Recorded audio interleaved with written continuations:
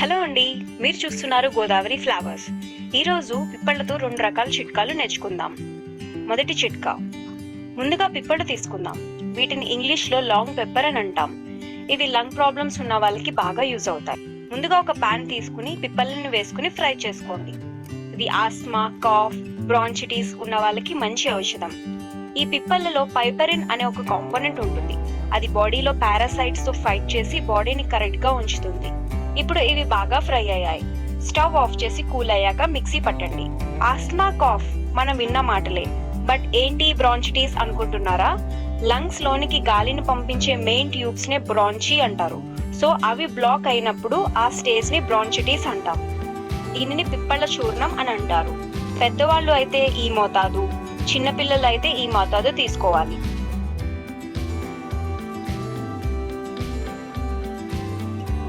ఇప్పుడు కొంచెం పిప్పళ్ళ చూర్ణాన్ని తీసుకోవాలి.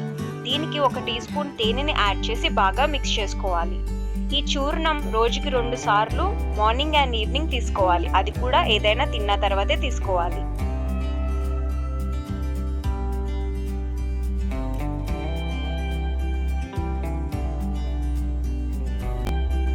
ఇప్పుడు సెకండ్ టిప్ చూద్దాం. పిప్పళ్ళ చూర్ణం తీసుకుని దానికి 1 టేబుల్ స్పూన్ తేనెని వేసుకోండి.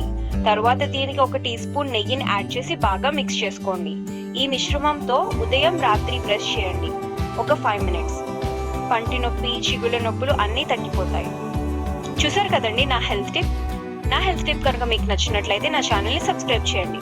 లైక్ చేసి షేర్ చేయడం అసలు మర్చిపోవద్దు. మళ్ళీ కలుద్దాం మరొక హెల్త్ టిప్తో మీ గోదావరి ఫ్లవర్స్లో. ఉంటా అండి.